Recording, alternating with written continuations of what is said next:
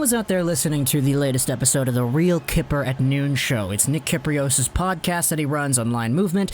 He's got Doug McLean on as a guest once in a while. He's got other people that come on too. It's a nice show to listen to.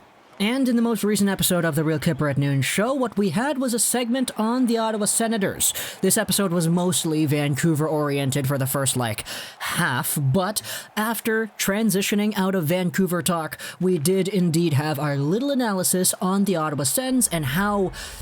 yeah, they're really bad. They're not a good team this year, and it's funny because everything that we saw from the Senators management was indicating that they thought they would be a good team this year, but unfortunately that's just not the case. We don't need to go over how bad the Sens are. You know how bad the Sens are. They made Vancouver look like a good team. But in discussing the Ottawa Senators and their failures over the 2021 NHL season thus far, Nick Kypreos laid out somewhat of a bomb that I don't think actually had been talked about anywhere else on social media or elsewhere in other hockey discussion forums. And pretty much what he noted was the fact that the Ottawa Senators, desperate on the heels of making something happen while this team is just utterly down there in the dumps, are now trying to trade away Derek Stepan. The quote comes at the 25-minute 48-second mark of the newest episode, so I'll leave a link in the description. And in that quote, you can hear the conversation that goes on where Kypreos says, yeah, it looks like they're starting to shop Stepan now. You acquired this guy a few weeks ago, you played him a little bit, and now all of a sudden you're out there trying to trade him again? What gives? And assuming that that is true, because if you remember, Derek Stepan was an Ottawa Senators acquisition a few weeks before the season started. This is just the ultimate kind of frantic panic mode situation that we're kind of in my opinion.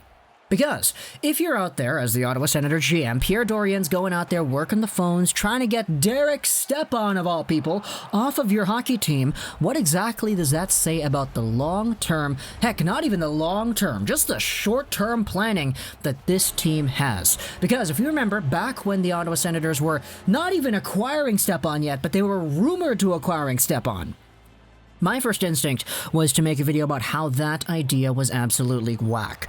I was like, yeah, why would you go ahead and do this? Your goal is not to win the cup today, even though Eugene Melnyk says you think you can win the cup today. That's your owner giving his fair share of the opinion. That's not his right to go out there and declare that.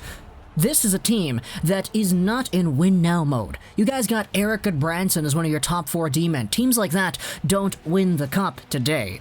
This is a team whose best assets lie in the future when Tim Stützle is 25 years old, when Eric Brannstrom is actually given an opportunity to play on this team, when Thomas Chabot is in his prime, when Brady Tkachuk is in his prime, when Shane Pinto and Jake Sanderson are here.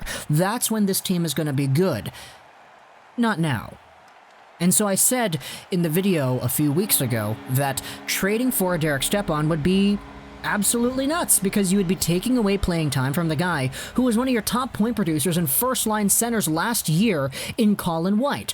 Who's Colin White? He's a young up-and-coming guy who was pretty good last year on a bad Sens team that Sens fans absolutely love and want to see this guy exude more.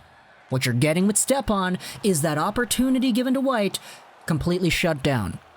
And for the most part, that's what happened. We saw the Ottawa Senators go out there and play a whole bunch of games out there where Colin White was not even in the lineup. They tried shuffling things around. They got the new guys in town.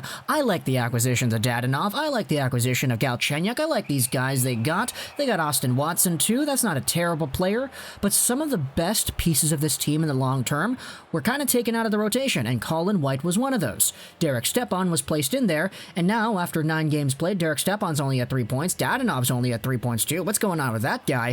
And now the Sens are in a position where, after trading away what was a second-round pick for this guy, they're trying to trade him away again. Derek Stepan's on the block here after just being acquired a few weeks ago by Ottawa for what was a pretty significant package for a rebuilding team. Second-round picks are valuable to rebuilding teams, and you guys got rid of that for Stepan, and now you're going to trade Stepan away for what? What are you going to trade him away for? You're going to try to get a second back? No team's going to go out there and get a second and be like, well, Pierre Dorian, yeah, you're going to give us Derek Stepan, let's give you the second. No team does that except for Pierre Dorian himself. So, I don't know if this is a thing where Dorian's trying to correct his mistakes. That's what the people on the subreddit were talking about, correcting mistakes. But all in all, this has to be something that the Senators are doing impulsively. There is no realistic idea in my head that says 3-4 weeks ago, whenever the trade was made in the first place, when they acquired Derek Stepan, the plan would be to trade him away immediately after.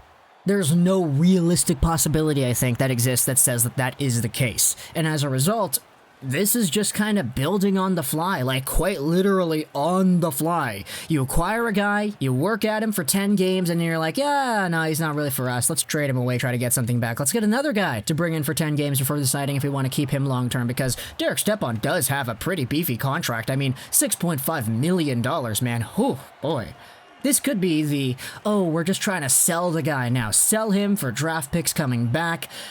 And it's like, well, you had the draft pick initially.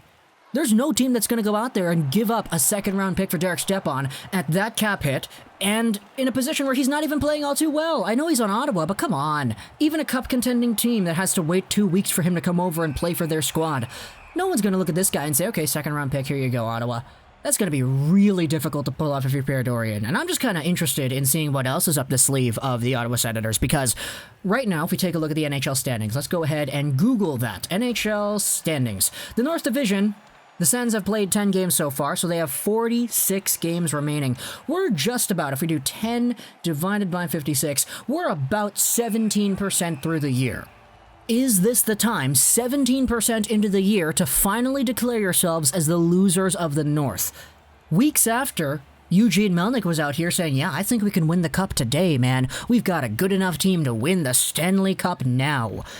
A few weeks after that, is it time to declare yourselves the losers of the North and trade away all your old, aging assets that are expiring on contracts in a few months to try to recoup some of your draft picks?